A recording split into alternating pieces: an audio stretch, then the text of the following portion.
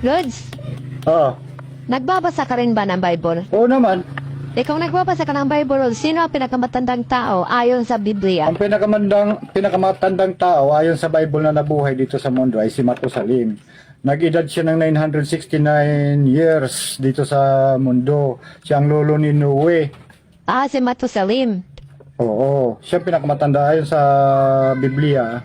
Hindi sa science, huwag science pag-usapan natin dito. Kung sa Bible ang kuan.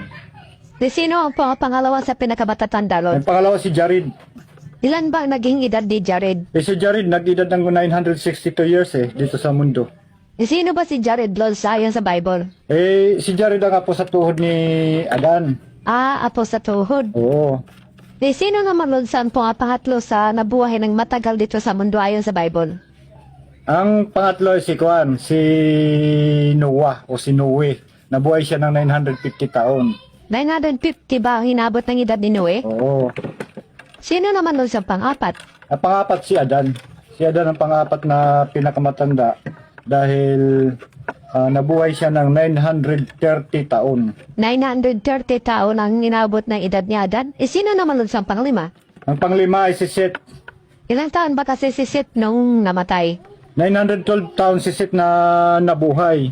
Sino yung si Seth? Siya yung ikatlong anak ni Adan at ni Eva. Siya yung ikatlong anak ni Adan at ni Eva. Sino naman doon siyang ika-anim na pinakamatagal na Ay nabuhay? panganim si Kuan, si Kinan. Ilan ang naging edad ni Kinak? Si Kinan ay nabuhay ng 910 na taon. Ang apo sa tuhod ni Adan at panganay na anak ni Enos. Sino ang pangpito na pinakamatagal na nabuhay sa mundo, Lods? Pangpito si Enos. Ilang taon ang inabot ni Enos? 905 taon si Enos. 905? Bago siya namatay. Sino naman ang pangwalo? Ang pangwalo ay si Mahalalil. Mahalalel. Ilang taon siyang nabuhay sa mundo ayon sa Bible? 895 taon naman si Mahalil bago namatay. Anak siya ni Kenan. Anak siya ni Kenan. So malayo na kay Adan, Lods. Si Mahalil, yung nasa ikalimang generation na yun ni Adan. Fifth generation. Panglimang generasyon. Oo. Sino naman doon sa pangisyam na pinakamatandang nabuhay ayon sa Bible? Pangsyam si Lamik. Ilang taon si Lamech bago namatay? 777 taon si Lamik na nabuhay dito sa mundo. Ang hahaban mabuhay nila doon, ano? Ang tataas na mga edad nila? Di sino naman doon sa ikasampu na pinakamatandang nabuhay ayon sa Biblia? Si Eber, ang tatawag na pang-sampo, ikasampo sa pinakamatatanda. Gaano siya katagal nabuhay?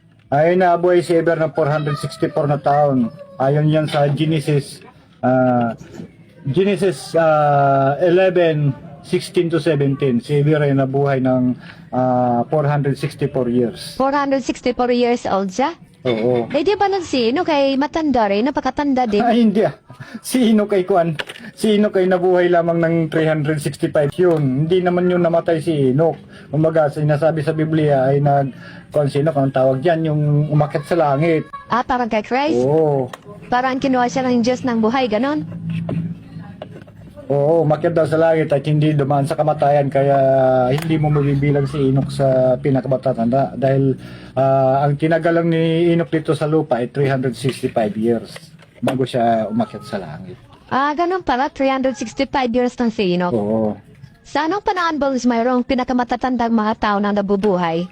Ayon sa Biblia, ang pinakamatatandang tao na nabuhay nung unang panahon ay yung mga panahon ng patriarka. Nabubuhay ang mga tao ng halos 900 taon ang inaabot ng kanilang edad. Sa panahon ng patriarka? Oo.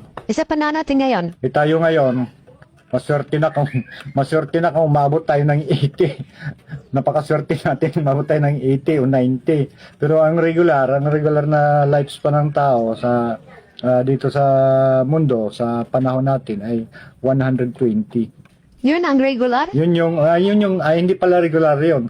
Yun yung pinakamataas na abot ng buhay ng tao, 120.